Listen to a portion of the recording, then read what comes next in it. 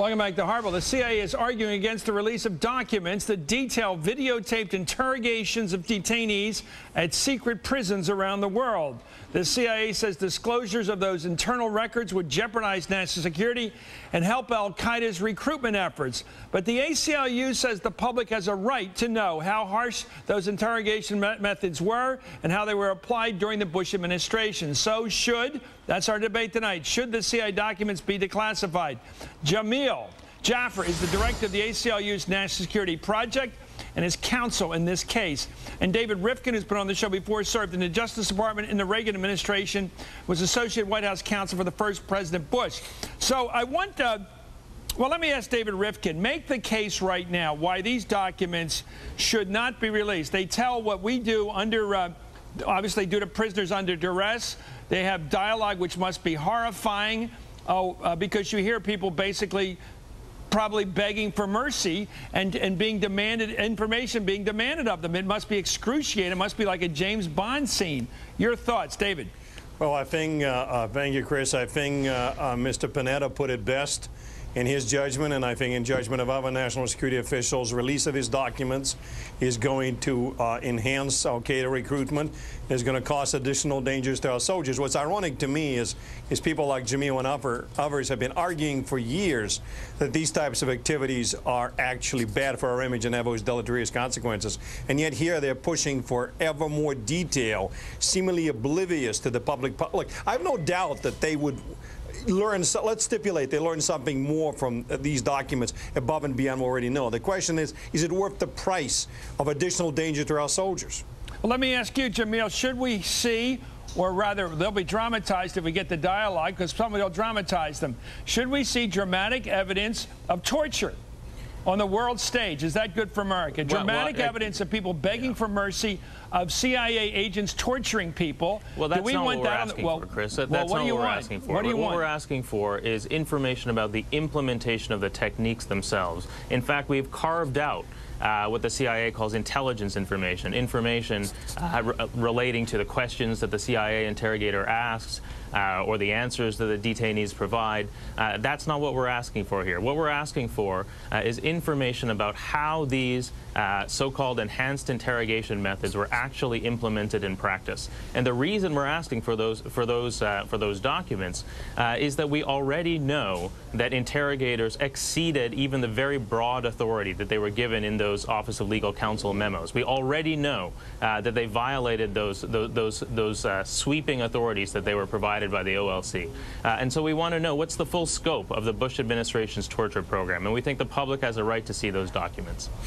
David, it sounds like they want general information. I'm not sure what exactly is at stake here. You tell me what you believe should be protected. Are you arguing we should be protected from knowing general information about what was sought from people and what they came over with in terms of enhanced interrogation successes? Or do you think they're trying to get out the dialogue of what happened in these torture chambers? Let's be honest here. I think that whether you agree with a characterization of what went on as torture, what they're trying to do is they're trying to make it as vivid, as sensationalist as possible.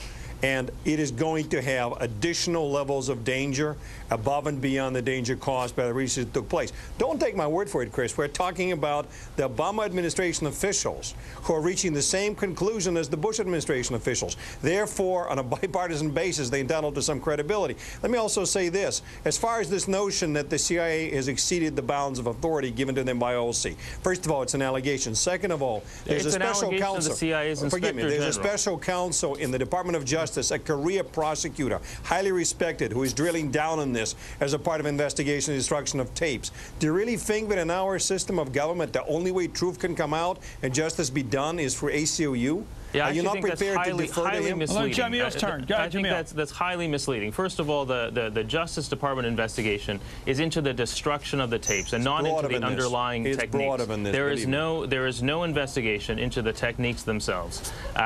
Secondly, the reason we want it's not just an allegation that interrogators exceeded authority. It's the Inspector General, the CIA's own Inspector General, that has said that interrogators exceeded authority. Given that they exceeded authority, we think that the public has a right to know how far did those interrogators go. We already know that they put prisoners in cells where they were stripped naked, they were slammed into walls, they were in some cases they were beaten. That's all in the Red Cross report, and yet the Inspector General says that the CIA interrogators went even further than the Office of Legal Counsel authorized them to go. We think that the public has a right to know exactly how far they went. Can I just mention one thing, Jameel? You know very well that the independent investigation of justice is looking whether or not there was any criminal intent in destroying the tapes. To the extent that the CIA officials have exceeded the bounds of the legally permissible interrogation techniques, that clearly would go to their state of mind. So let's be honest. I understand. I want to get to one issue, gentlemen. I want to stay on that issue. Should we get information in great, vivid detail, sensational detail, as to exactly what it's like that we torture these people? Now, Jameel, I want you to explain. Do you want the information about the torture released? Do you want accounts of the torture released? Do you want tapes of the torture? What do you want to get out? Yeah, well, the tapes themselves have been destroyed, and so what we've asked for... Is there transcripts available? That's right. They're transcripts. And you'd like to get the transcripts released? Well, they're parts of the transcripts. We're not asking for those parts of the transcripts in which the interrogators ask questions or the detainees answer questions.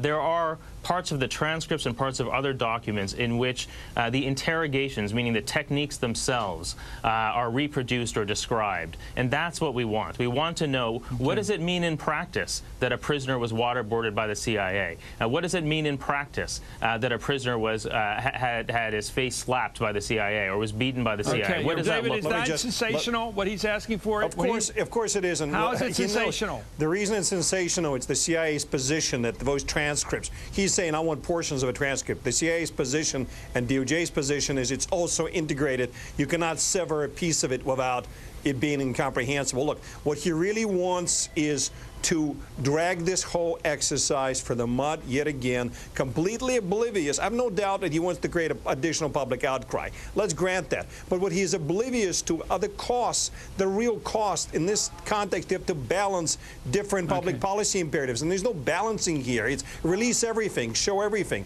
be vivid, be sensational. Right. I think I've already made clear that we're not asking for the release of everything. But insofar as there's a cost, I agree that there's a danger that this kind of information can be used as propaganda.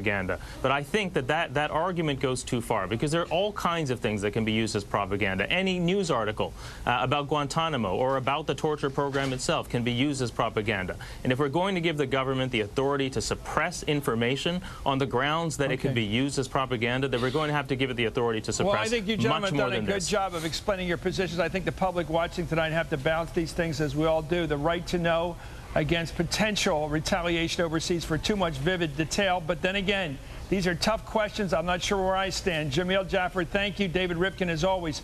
Up next, will Newt Gingrich be the one to lead the Republicans? God help us, back to the promised land. I'm not sure he looks right for the part, but we'll see. Well, Sarah Palin, I mean, this is pretty much of a sad short list, isn't it? Or will we take it somebody completely different? I'm looking for somebody new myself. Remaking the Republican Party. This is new wine in old barrels here. This is Hardball, only on MSNBC.